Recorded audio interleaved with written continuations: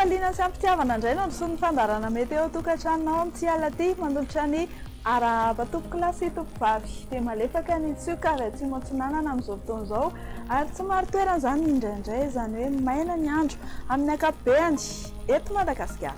Dia toy izao izany raha hojerentsika amin'ny antsipiriany raha amin'ny rapitso maraina dia isy ny orana malefaka ny antalahy analanjorofo ary tomasinany aka endrika tandrifin-drahona kosa izany any anosy be sisa amin'izany fa dia ho maina tanteraka ny andro ny amin'ny faritra sisa fahorian'ny fisavan'ny andian-javona vao maraina ety amin'ny avoatany ho amin'ny tolakandro indray dia isy ny orana tandrifin-drahona any Mangoro anorana tandrifin-drahona mety raha kotroka kosa any Sofia ho malomaloka ny andro any amin'ny faritra avaratra atsinanan'ny Madagascar any izany hoe any analanjorofo sy tomasina fa dia hibalika be avokoa ny masoandro ny amin'ny faritra sisa. Mahakasika ny maripana indray dia mbola danian'ny hafanana trantsika ho amin'ny rapitso maraina izao dia 13 na 14 degré no voatombatomana ety amin'ny avoatany ety ny morontsiraka atsinana sy andrefana moa eo anelanelany 12 hatramin'ny 5 degré celsius dia 5 degré celsius ny maripana mafana indrindra voatombatomana ao amin'ny rapitso tolakandro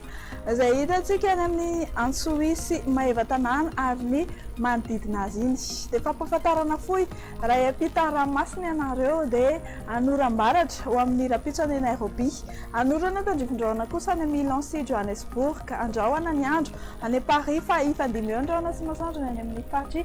Bangkok. Dia mbola ho malomaloka ny andro raha amin'ny rapitso any Maurice sy La Réunion, ilatsaka kosa ny orana malefaka ny Seychelles any, hibalika be mihitsy ny masoandro ny faritry Comores. Dia aza dinoina fa ahitana vaovao maro isan-karazany ao amin'ny page Facebook ny Meteo Madagascar ao ka manasanao hitsidika izany dia hivoaka tsy ho ela eto amin'ny televiziona nasionaly malagasy ihany koa ny diary mpambolena izay entina anampinanareo tatsa bebe kokoa dia mametraka ny mandrapitafa ao amin'ny rapitso indray tompo kilasy tompovavy.